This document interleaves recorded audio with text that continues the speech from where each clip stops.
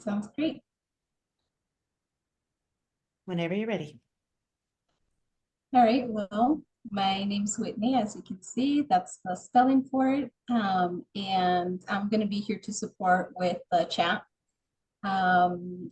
We always encourage to interrupt whenever any of us are talking. Feel free to do that.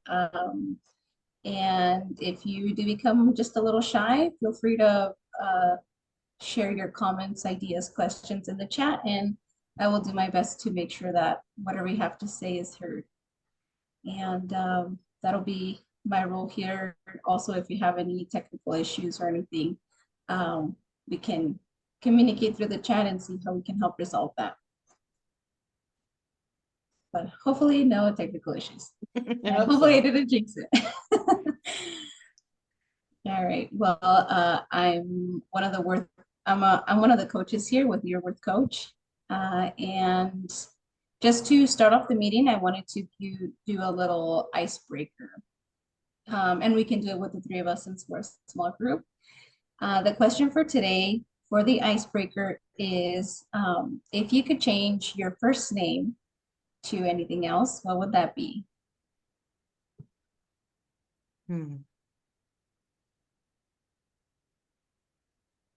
I can go first. Okay. So I love the name Olivia. I don't think I look like an Olivia though. But I love that name, so I think that would be the name that I would change it to. Yeah. How about you, Pilar? I was gonna say that I wouldn't change my name for anything. Ah. Do I have to? No. Okay. I wouldn't. It was my That's- grandmother's name, so Ah, I am proudly wearing it. that's beautiful. Thank you. How about you, Whitney?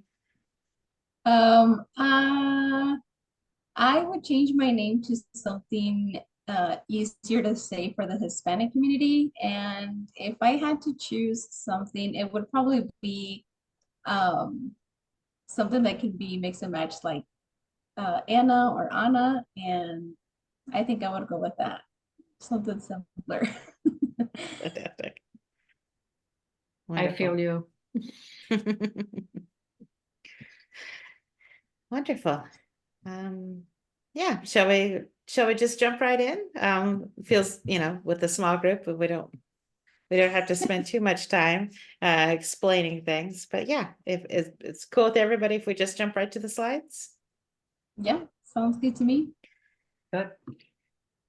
Oh, I almost clicked whiteboard again. Oh dear. So tonight we're talking about developing a budget you can actually keep. I'm going to do my best to read from the slides that I wrote for myself, although occasionally I kind of go a little off track. So the slides are here to make sure Hannah doesn't go off track too far. What to expect out of tonight is understanding and implementing the first few steps of developing your own budgeting system. You're not going to leave here tonight with a functional, beautiful budgeting system. This is just kind of the first few steps to begin. Setting your expectations for how a budget system evolves. And if we have time, learning a game to have a little fun while you're evolving your budgeting system. And I apologize that I'm leaning all the way over here, but I'm getting, I don't know if you can see that, right in my eyeballs.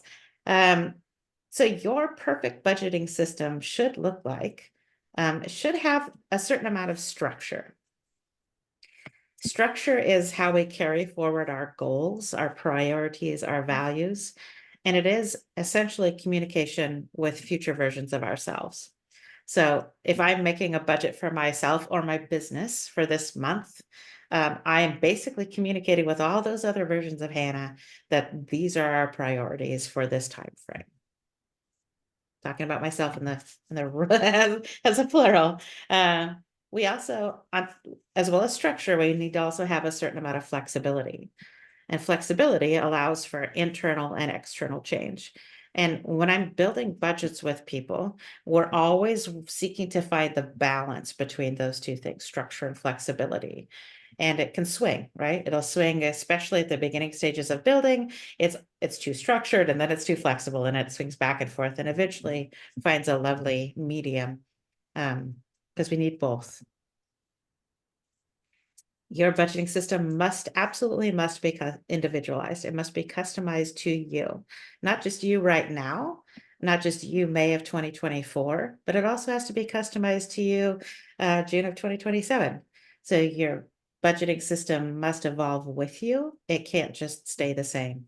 I don't want anybody's life to never change, and I wouldn't want a non-changing budgeting system to be able to work for you. We're going to talk about something called iterative development.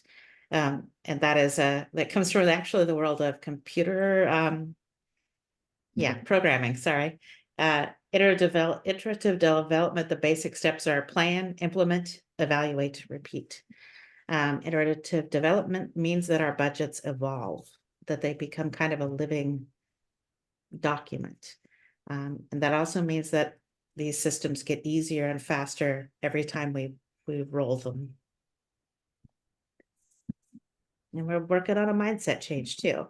This is the last thing on this particular slide, but maybe this is the first thing we should have talked about, is that spending is expected, not restricted. And that is a big deal. As you can see in my sign, when my head isn't in the way, restriction is bullshit. And expected spending is kind of the opposite of that. The opposite of restriction isn't go crazy. The opposite of restriction is thoughtful, intelligent, intentional spending, which is what expected spending is. A little bit more on what your perfect budgeting system should look like. It should be integrated. So it's integrated to itself. It's all part of a larger whole, but it also should fit into your life. And again, part of it being customized. It is future focused, so it should be easy to see into the future and plan. And this happens pretty naturally. As a system gets easier and easier to use in the month that we're in right now, our brains just naturally begin to look forward and forward and forward in time. Less stress, more bandwidth. Call it cruise control. It's, these well-built budgeting systems should actually make your life easier. They should not be a part-time job. And we're going to leverage something called mental accounting with these systems, and we'll talk about mental accounting more here in a moment. And you are already good at this because you have a human brain. So we're all very good at this. And this, again, is deeply, deeply important, that we are fitting a system to your life, not the other way around. We are not evaluating if you are using a system correctly. We are evaluating if the system is working for you, which is very, very different than a lot of budgeting systems that we've been taught throughout the years. Most of the time, we've been taught that we need to comply with a budgeting system. And what makes this unique and it makes it workable is that you do not comply with the system. The system complies with you. And that system is what's called a modified zero-based budget. Zero-based budgets have been around for about as long as we had representative money. So it's like shells instead of money, shells instead of like actual things. We've been piling things up in little piles, and then like this pile is for food and this pile is for rent. That is basically what a zero-based budget is. Zero-based budgets, the proper term zero-based budgets, is typically used in organizations. What we're going to talk about on the individual or family level is a modification of that. Most zero-based budgets run in 2-year timeframes. We're talking about 1-month timeframes. So there's a prerequisite. You can't start the zero-based budget before we talk about this tool. And this is something called naturalistic observation. So here's the scientist out here in the wild observing these wild animals. So would this scientist be trying to change the wild animals' behavior? You could just give me one of these, whatever you think. Probably the scientist is not going to try to change the wild animals' behavior if they're a good scientist, an ethical scientist. And there's 2 reasons for that. The one is ethical. We don't want to interrupt the wild animal from being a wild animal. And the second one is the data itself. So if the scientist interferes with the wild animal's behavior, we're going to get back messy data, and that's going to screw up whatever scientific process is trying to happen here. let's say that the scientist observes, oh, I have slides. You're both a wild animal and a scientist. So I want you to be able to observe your behavior, your financial behavior or other behaviors without shame or judgment and without really correcting or punishing yourself either. Being able to observe ourselves from the scientific perspective is kind of the only way that we get towards system building, behavior change, that kind of a thing. The scientist is not going to try to change that wild animal's behavior. And if the animal does change its own behavior, the scientist is not going to try to correct that animal's behavior.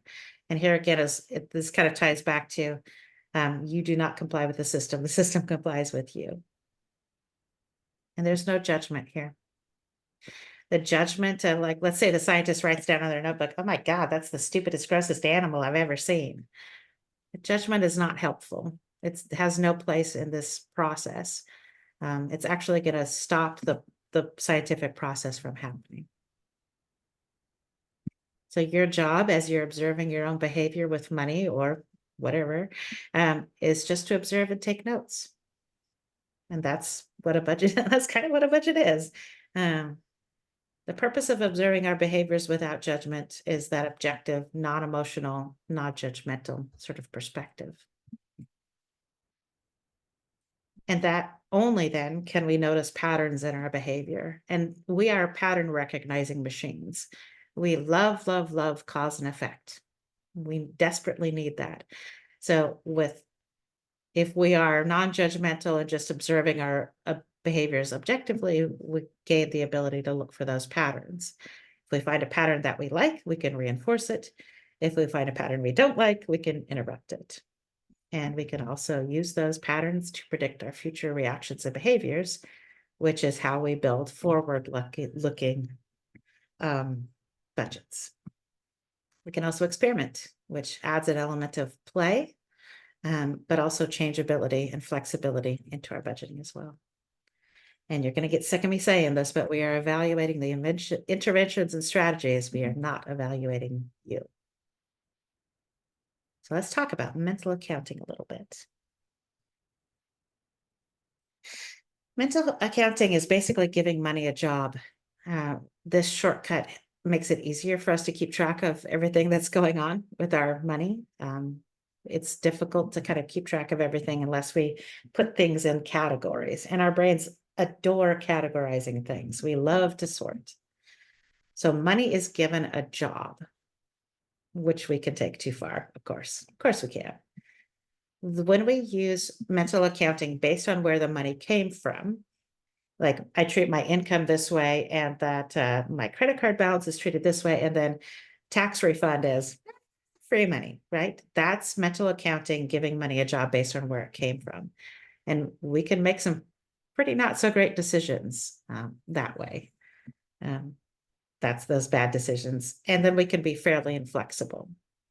If instead we give money a job based on where it's going, we tend to almost instantaneously make better decisions, better forward-looking decisions, thinking about it from a business standpoint. Like the example I use frequently is Ford Motor Company. Ford does not care that only sales and marketing brings in money. Human resources doesn't bring in money, but they still need money to do their job. So Ford is really only concerned about where the money is going. As far as giving money a job. Yep, that's what I just said. I should have just read the slide. Best applied to where money is going, not where it came from. So the first step in all of this is tracking. But the way that we talk about tracking is probably different than the way that you've heard tracking talked about before. There's three basic purposes to the way that we do tracking. And the primary, ultimate, most important reason that we do tracking is to make spending real to us. An awful lot of our spending is just sort of like water off a duck's back. It just goes. We have very busy lives, very busy brains, and sometimes we just kind of let it go. Depending on how we spend money, makes it more or less real. And I'm going to make a wide generalization here, but for Gen X, my own generation, and boomers, spending cash money is real. it hurts to slide that out of that 20 off of the pile.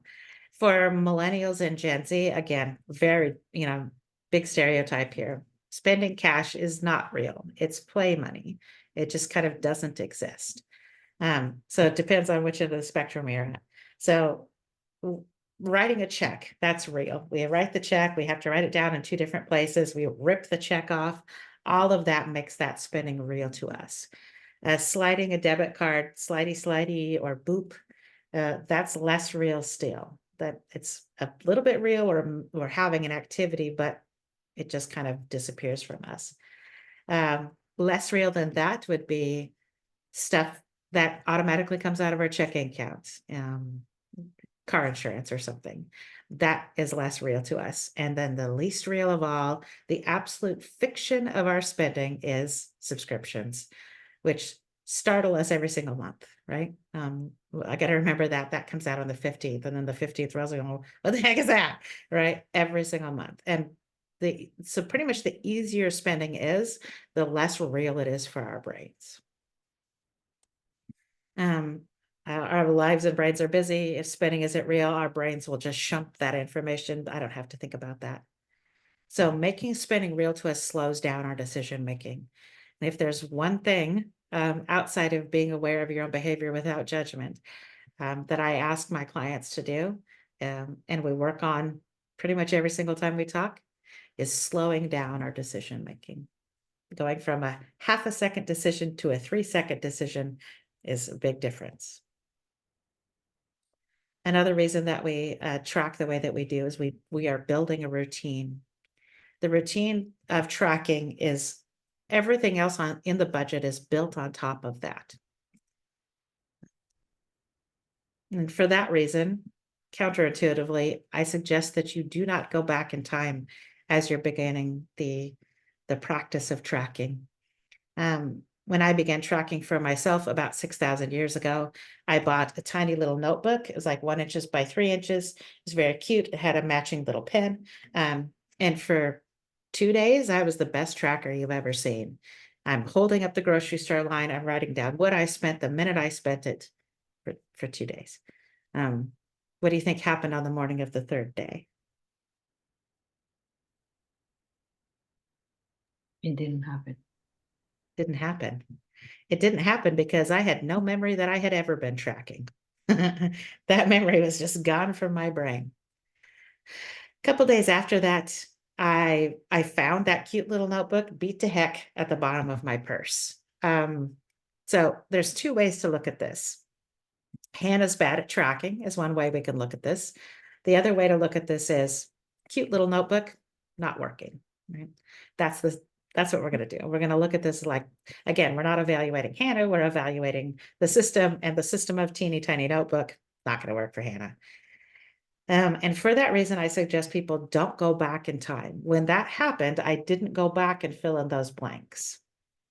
Because if we're trying to build a routine, even if it seems like it's easy to go back and gather that data, it's not. And it will probably stop the routine cold in its tracks.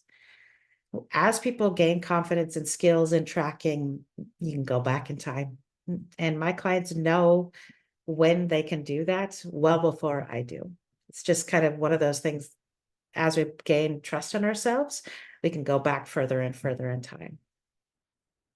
If, and by that I mean when, you skip or forget, don't go back and fill in the blanks. Restart, restart, restart. Oh, don't go back in time also means like today's the 9th. So don't go back to the 1st of the month. Start right now. If you've skipped, don't worry about it. Just restart, restart, restart. And here we're evaluating the system again, and we're also experimenting which logistics work and which don't, right? So clearly tiny little notebook did not work for me. For many years, tiny little notebook didn't work, but these did, right? These notebooks, like 5 by 8 maybe, they're much more durable and they could put up with me. And those worked for many, many years until I went digital. We're looking for 80%. Okay, I apologize, folks. I have to go close my blinds. I can't see or think. I'll be right back.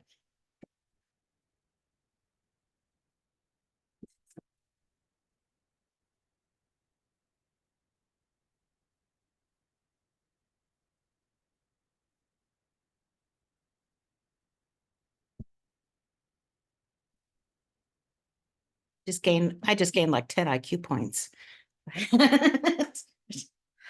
Okay, yes, we're aiming for 80%. You can build an absolutely beautiful budgeting system and only ever track at 80%. Is 90% better? Sure. Is 100% better? Sure, but that's not going to happen. So 80% is fine, especially to begin the tracking routine. And it will never be a habit. It shouldn't be. It needs to be a routine. Habits are way too fast, way too easy. Routines are a little slower than habits. They're like a habit that's been slowed down a little bit. Routines are also variable, so you can actually change them up a little bit. And we are not really aware of our habits. If I asked you to write down a list of all of your habits, you probably wouldn't be able to, because we don't have visibility on them. That's what they are. They're so fast that we stop thinking about them. But a routine has a little more intentionality built into it. And then the third and final and absolutely the least important purpose of tracking is data. Except for cash spending, you can go back to the moment that you opened that checking account or your credit card, and you can gather that data for as long as you want to, right? So the data isn't actually as important as we might think. It is important, and absolutely, as the system builds, the data is crazy important. But to begin to start the process, the data is the thing that can take a hit. That's why leaving off skipping some days doesn't really matter. And because we're after the data, and it is important, I'm going to ask you not to change your spending behavior. Like if somebody asked me to start like keeping track of my food, suddenly it's just spinach salads all the way down, right? We don't want that. If we are after data, and we are, I'm going to ask you to not try to change your spending behavior. Just be the wild animal. Just spend like normal. And we're looking for basically 3 pieces of information just to begin with: date, how much, and what you spent it on. So I can tell these are old slides. Wow, these are old slides. The ideal is that you write down what you spend as you spend it. Does that actually happen? Not really. So everybody's life is very busy. Write down what you spend as close to the time that you spend it as possible. We're also kind of looking for the cadence that works for you. If there's a little timer that goes off in your head every 2 days to be like, oh, I gotta do tracking, then, go back in time and do that. But yeah, when you're first building it, your first couple attempts, just try. If you're writing down one thing a day, that's fantastic. We're building this routine. So this is an actual tracker. This is mine from about 4 million years ago. And you can tell because it's on paper, and I haven't been on paper for years. First trackers, especially first trackers, are ugly as hell. They're just a mess.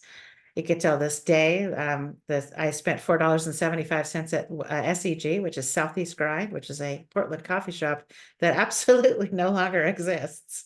All sorts of things happening here. Oh, look at that. Cascade Grill, McDonald's. Yeah, they're just a mess, and it's okay. So as you begin tracking, what do you think you'll notice as you start tracking your spending without trying to change your spending?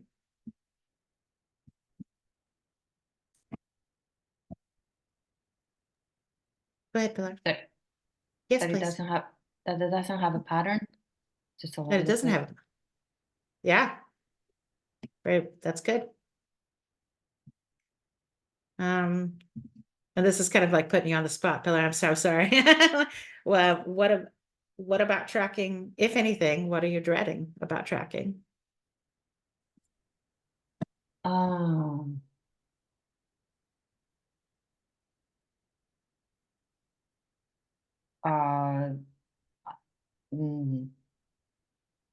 expensive it is to live in Venice, California? Yes. Absolutely. Yeah, seeing those numbers, that can be very, very daunting. And I don't think this is any of the slides, but there's no reason at all that you need to add this up. Just track. Do you think it will be difficult or easy to track? It's interesting because I feel like hearing you talk about it, I feel like it would be easy, but I know it won't. It doesn't have to be difficult. In fact, if it's difficult, that's one of the indicators that it's not working. And again, it's not that you're doing it wrong, it's that we need to find a different way to do that. So often when my clients are beginning to track and it's difficult, we actually make this incredibly silly. And the way that we do that is something called trash tracking. So bear with me, it's very dumb. You write down your tracking on a piece of paper, date, how much you spent, what you spent it on, then you crumple that piece of paper up and you throw it away. And the purpose of this is to reinforce the very first thing that we talked about, to make the spending real. If we're doing that, that is most of the tracking. People only do this generally for a couple days, and it's kind of fun and kind of rebellious. There's kind of like, I've had people say like, it's like amazing to crumple it up and throw it away. But all of that, the motion, the crumple, the writing it down, all of that makes it real to our brains, and makes it easier. And typically after a couple days of that, people just keep the little pieces of paper, and now we're tracking. So if you find that it's difficult, it's important to change it so it's easier. And it'll change. They always evolve. How long do you think it would take to become 80% proficient at tracking?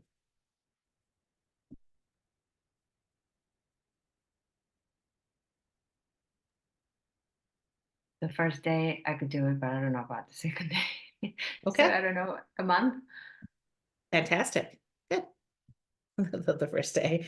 Just remember me in the tiny notebook with no memory of tracking. And what mechanics, what logistics, like what kind of things would work for tracking for you, do you think?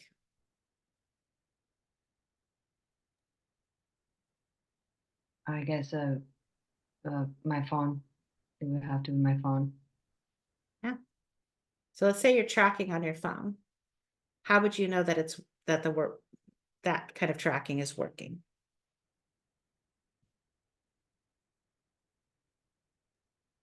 How would I know that that kind of tracking is working? Mhm. Um, now I'm not so sure if it would be if I had I don't know 20 days out of 30. Mhm. Good. Yeah. The way to know if it's working is if you're doing it. If you're not doing it, it means it's not working. And again, it's not that you're doing it wrong. It's that this attempt, this experiment with tracking isn't working. And then it's okay to find another one. So like if the phone doesn't work, try it a different way. I've had people write on with a dry erase marker on their showers, mirrors in the shower, sorry. The trash tracking, of course. I've had people like write on random pieces of paper. We almost always, well, literally 100% of my clients move on to digital at some point. We build a tracking form, but it's okay to kind of mess around with it. But starting on the phone is fantastic. So let's talk a little bit more about mental accounting and making buckets. So that was supposed to be a story. So again, thinking about a large corporation, there's different departments, and each of these departments gets a chunk of money every 2 years to do the job of human resources or marketing. So after you've tracked for a little while, it's time to make some buckets out of your tracking. And we can call this bucketizing because it's fun to say. And again, having tracked for maybe 10 days to 2 weeks before you start bucketizing is a really good idea. It's difficult to do both of these, to try both of these out at the same time. So there's some rules for buckets. You need to have at least 3, but there's no upper limits. I have a client couple who has literally 3 dozen buckets, and that's the streamlined down from almost, well over 40. So you can have as many buckets as you want, but you have to have at least 3. We are not at all concerned with good, bad, fun money, necessary spending, stupid spending, whatever, don't care. We are not at all concerned about the value judgment around this spending. Focus instead on the job the money is doing for you, its purpose. What is the purpose of this spending? That should have been in one of those original slides. Like, what is the purpose of this spending is a fantastic way to begin to slow down the spending process, but also to understand what is the job of this spending.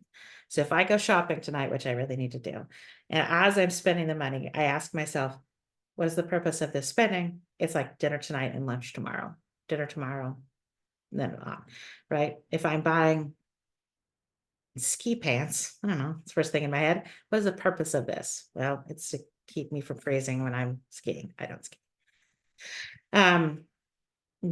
No miscellaneous or other buckets allowed when you're bucketizing. And when I'm working in coaching, I'm pretty darn stinky about this. And also people try to get real clever about miscellaneous buckets. Miscellaneous buckets are a slippery slope back to not really understanding where our money is going. It's where we go to hide spending from ourselves, and it absolutely can be the beginning of the end of an otherwise good budget. The idea here denial is that, bucket. what was that? The denial bucket. It is, I'm stealing that now. We're gonna call it the denial buckets from now on. Absolutely. We also don't care about wants versus needs. I don't care if you feel like this is a need or a want. It doesn't matter. We're just trying to capture your normal spending. Remember, you're the wild animal. And yes, try to capture all the spending in a normal month, even though we all know there is no such thing as a normal month. Yeah, so we're going to group all the spending together by purpose. I want to try not to forget anything, although things get forgotten, but we're not going to intentionally leave anything out. Not worried about dollar amounts. When you're doing the first round of making buckets, dollar amounts don't really matter. I'm dead serious about the no miscellaneous or other. No denial buckets, no wants versus needs. So think about something you recently spent money on, and you don't have to call it out. What's the last thing that I spent money on? It was probably groceries. So let's say groceries. Oh no, flowers, cut flowers. So if I'm thinking about cut flowers, here's a little bucket in front of me. Would have been super cool if I'd had an actual little bucket here. I don't. So what do I want to call this bucket that I spent money on to have flowers? I don't know. Well, what else would go in here with flowers? Would home decor go in with flowers? Would groceries go in with flowers? What else could go in here with flowers? And by continuing to ask that, that question, what is the purpose of this? We can kind of get to how we combine things together. So if the purpose of flowers is to have a beautiful house, then, maybe then home decor does go in there, right? Maybe the payments for the couches that I on credit, maybe that goes in there too, right? Okay, that question. What else goes in that bucket?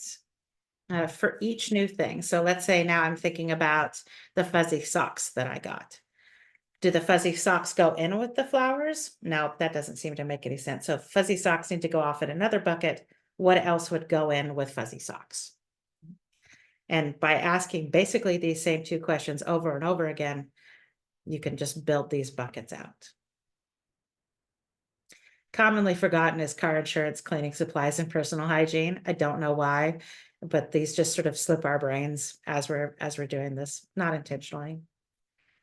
Be okay with buckets changing, splitting off, collapsing, changing names.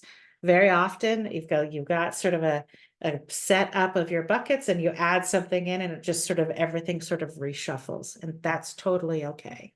It happens a lot at the beginning, and then over time those buckets sort of just firm up, but they should never be fixed in place.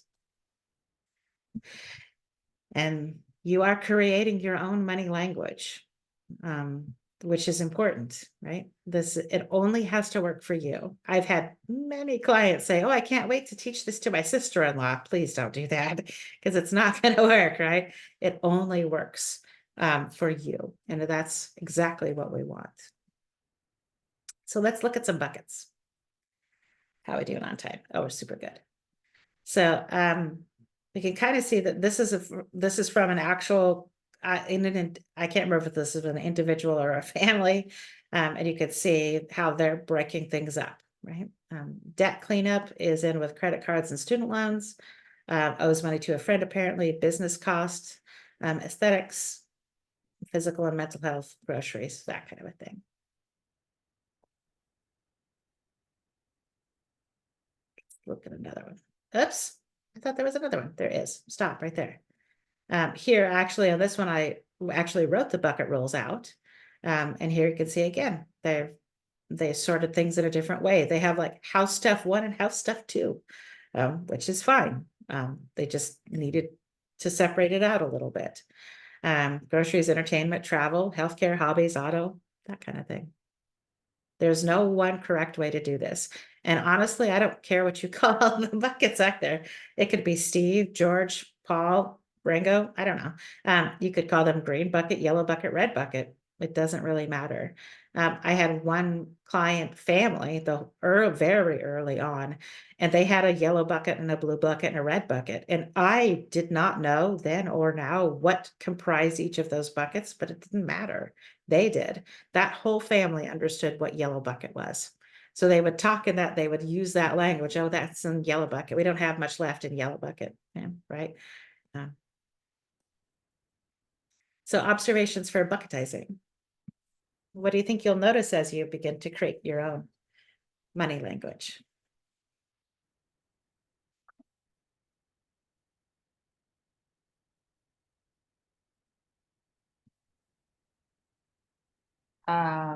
Is it me? Yeah. If you want to, you don't have to, of course. That I don't have one. Yeah. That I don't have one. That would be the first thing I'll notice, I guess. Yeah, this is the opportunity to kind of codify and solidify that. You absolutely, you could just in your head, you could just make your own money language by grouping your spending together by purpose. And this is an interesting phenomenon. Did you think you'll notice one bucket getting too big? Yeah, it happens almost every single time. But the bucket gets too big. It's not a miscellaneous bucket. It's just there's too much in there to keep track of in our brains. So what happens is people naturally split them out. So let's say I've got a whole bunch of things. Well, this is actually what happens. And you can see it. Well, I'll show you more of my old ancient budgets in a minute. But prior to this business being a business, when I was just building the curriculum, I lived off of my savings and I drove Uber, which meant that I needed to keep track of my gas. So it was like most people would have car stuff together, car insurance, the loan, maintenance, repair, and gas all together. I had gas split off onto its own because I wanted to pay close attention to it. So if a bucket's getting too big and you want to pull something out, that when you make something a bucket all by itself, it's much, much, much easier to pay attention to. It's easier to pay close attention than when it's all mixed in together. People frequently do this with gifts and giving. They might separate out like gifts and charity are two separate things sometimes. Sometimes they're combined. The other thing where people do this is eating out, takeout, delivery sometimes can all be together. And then people will try to like, oh, let's pay attention to how much we're spending on delivery, and they'll pull that out separately. Sometimes that's temporary, sometimes it's permanent. And don't do it yet, but what do you think you'll notice when you combine tracking and buckets?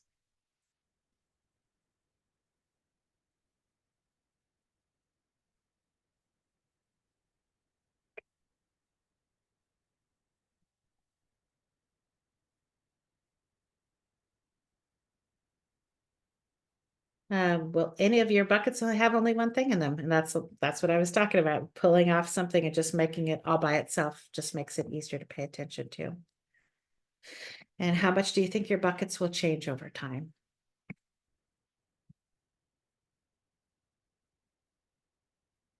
I don't know.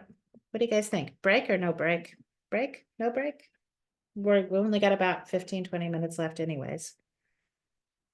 I'm good with no break if you. Cool, Whitney? Okay.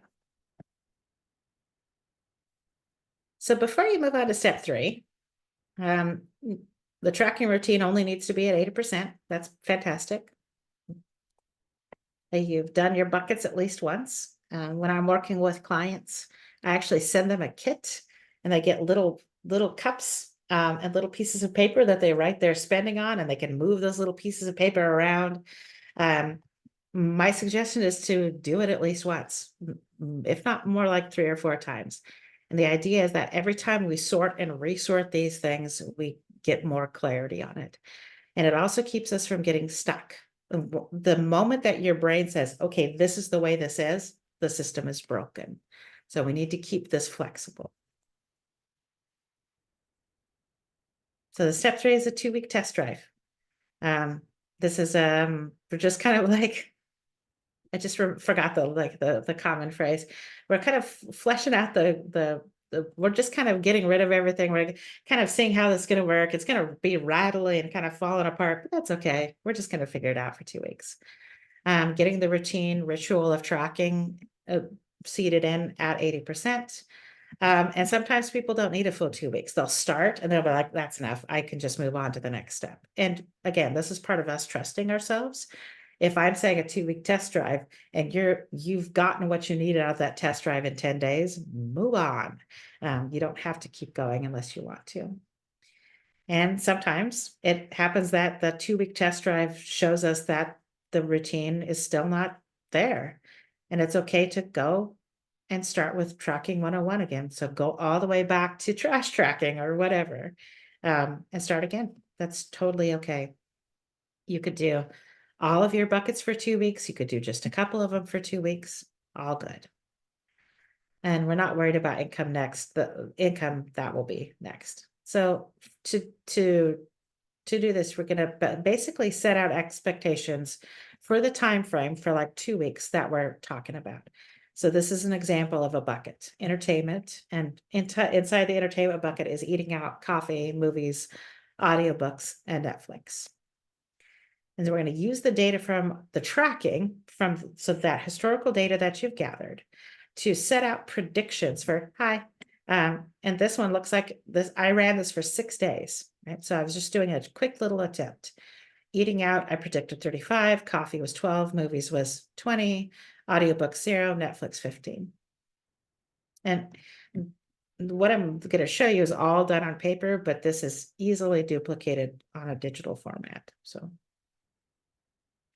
and then let it rip. Just have fun. Just spend like you normally would.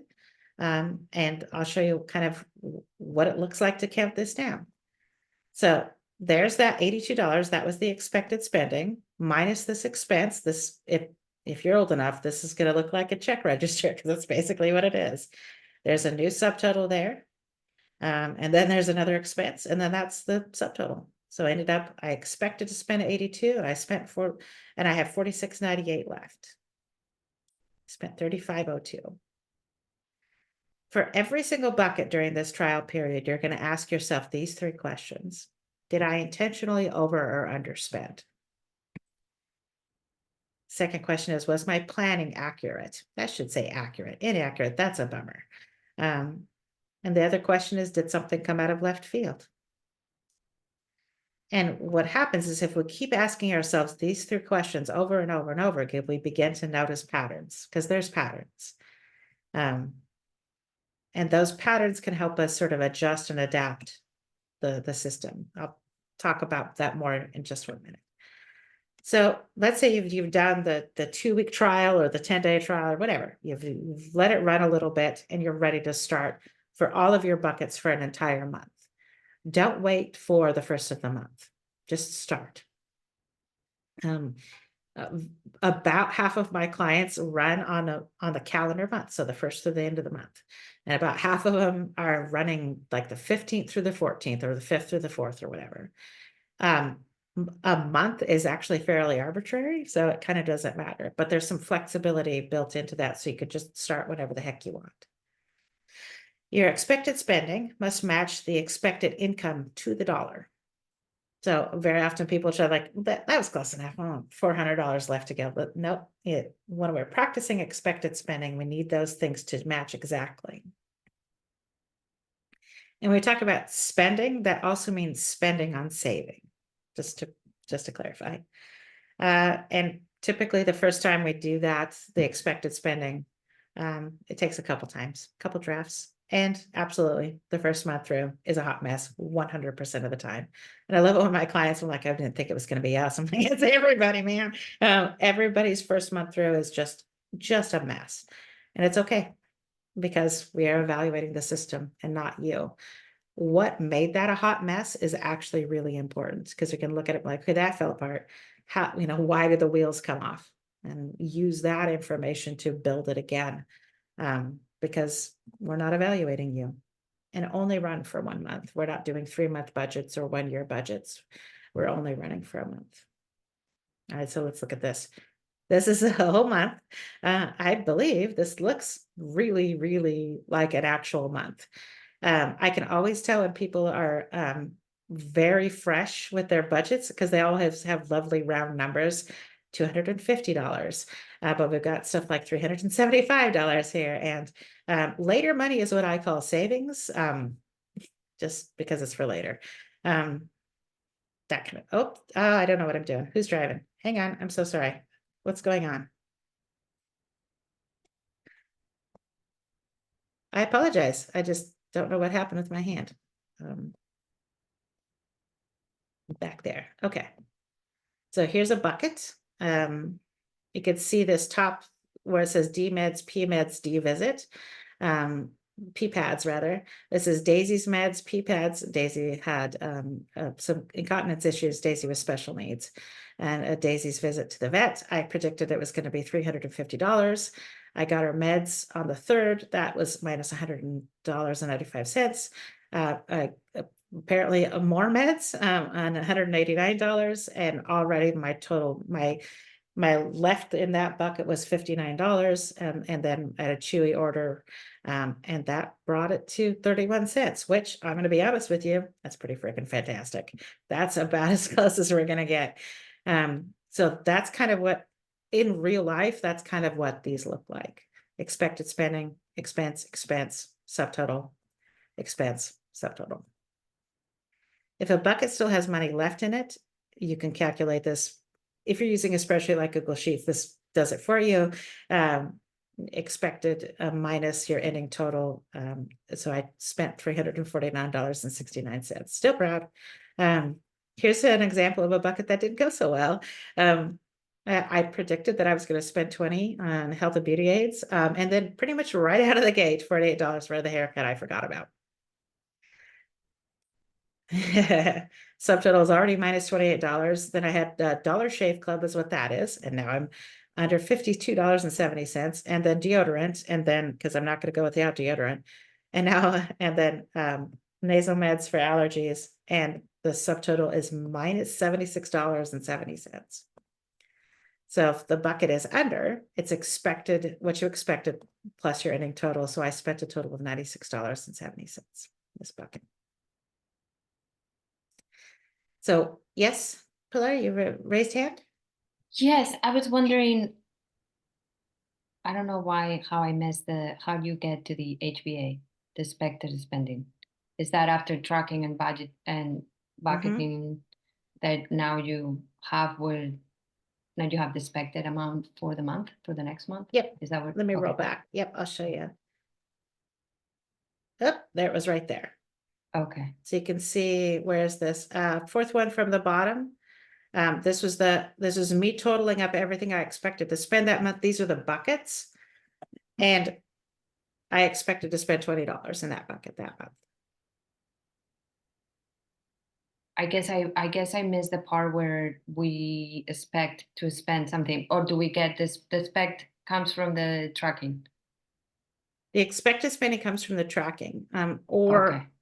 not just historical data, not just what I have been tracking, but also what I expect to have happen this month.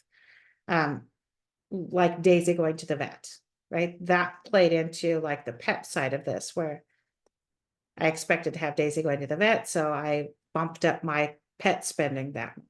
Am I answering your question or not so much?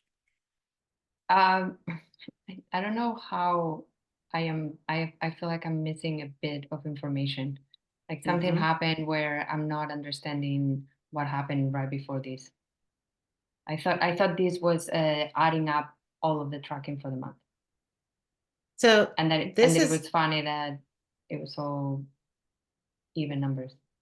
yeah, this is not adding up tracking from the previous month. This is my expectations for the coming month. Okay, gotcha. Thank you. Did I do better that time? Yes. Thank Awesome. you. Thank you for pausing and asking for clarification. Whatever. Okay, let's go back to messing this up. And that's not going to count it as messing up. So where did that money come from? If I'm $76 under in this bucket, it had to have come from somewhere. And it came from like, that means I'm going to spend less in gifts and less on clothes and less on coffee. So it doesn't just magically, the money has to come from somewhere. So, and for that $76.70, I probably just spent less on coffee and gifts and clothing.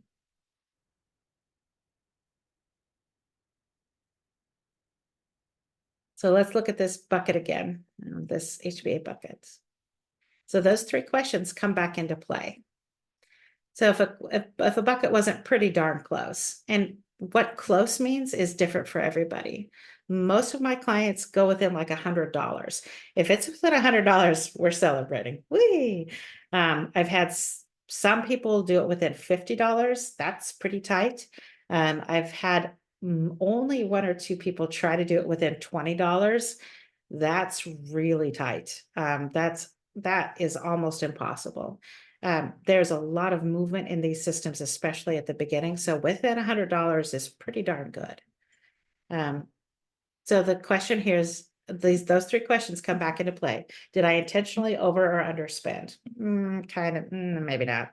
Was my planning accurate? Did something come out of left field? Well, the problem was that my planning was inaccurate, right? I wrote down 20. I'm like 20, whatever. What I did not do is I didn't look at my calendar, right? I didn't recognize that I had a haircut coming up that month. So that's where the planning comes into play. And so let's say I notice a pattern of this where my planning is inaccurate. Oh, never mind. That's coming up on another slide. Disregard. What to do if you notice a pattern. So let's say you frequent over or underspending. And overspending is just as dangerous as underspending. Underspending is related to restriction. So do you need to adjust your expected spending? Sometimes what happens is we're expecting ourselves to hold to like an unrealistic sort of expectation of spending, and we're not bringing our spending in line with reality. We're not at all interested in what you think you should be spending. That's judgment and shame. And again, we're working on restricted spending, not expected. I'm sorry, we're working on expected spending, not restricted. And if it's muddy, if that bucket is getting too big, do we need to split it up? If we're stockpiling, which is related to restriction, if we've got that sense of, oh my God, I can't spend this, then what's triggering that? What's going on with, emotions, that kind of thing. If we've got who gives a, what spending, what could be triggering that? There's especially early on, as people are developing the skill to trust themselves with their money, if they reach a certain level of messiness or it's outside of what they were expecting, they just go, screw it, I don't care anymore. That fades over time as we learn to trust ourselves, but at the beginning, that's pretty stinking common. So if that's happening, how can we help the system? How can we make the system help it so that doesn't feel that way? And almost always for that, it means we need to build flexibility into the system.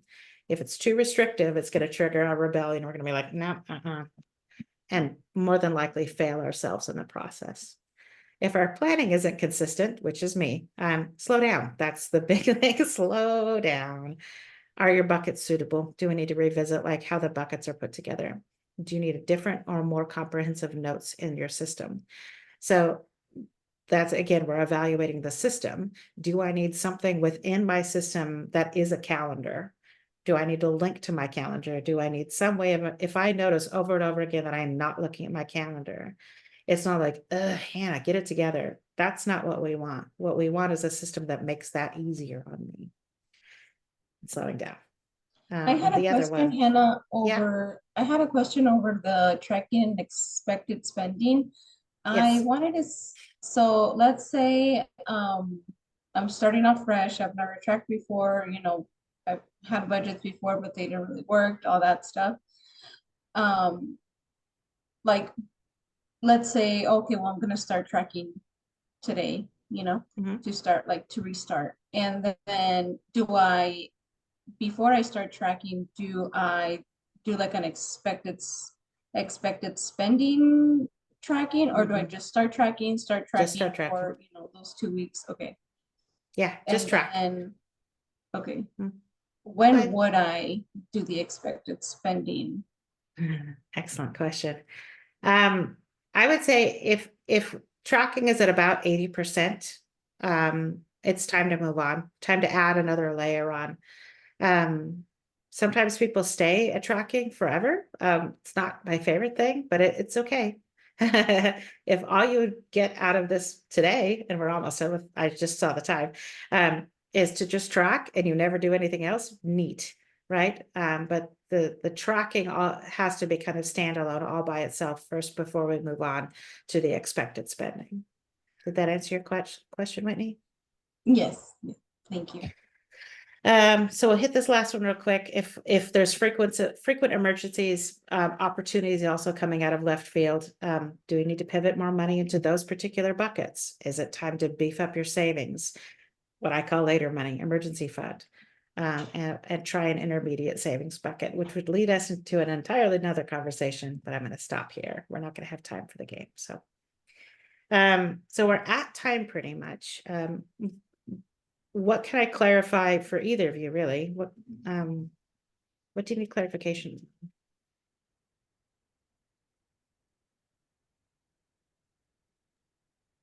Nothing really. I think for me, I think I would have to see, I'm gonna have to see the video again. Because there was a Okay. lot of things that make sense, but don't make sense yet. Okay. And I'm always available to you by email, Pilar. You can always reach it, like if this needs clarification. Because we packed a lot of stuff in 1 hour. This is something that would take me several, maybe 3 sessions, and we just absolutely powered through it. So I'll sit here in a day or so when I get this, when I get the video done, I'll send it out to you. Anything you feel like, any piece of information you feel like you can use that was helpful that you can use right this second?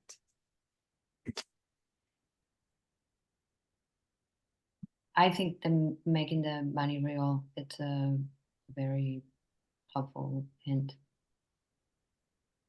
or helpful deal. Yeah. Thank you. We don't really kick people out Thank of you. classes. My pleasure. So you can hang out if you want to. I have a little bit extra time. I don't know if Whitney does, but I have about 5 or 10 extra minutes. So you're welcome to stay if you want to, or we can just all say goodbye. So, but I appreciate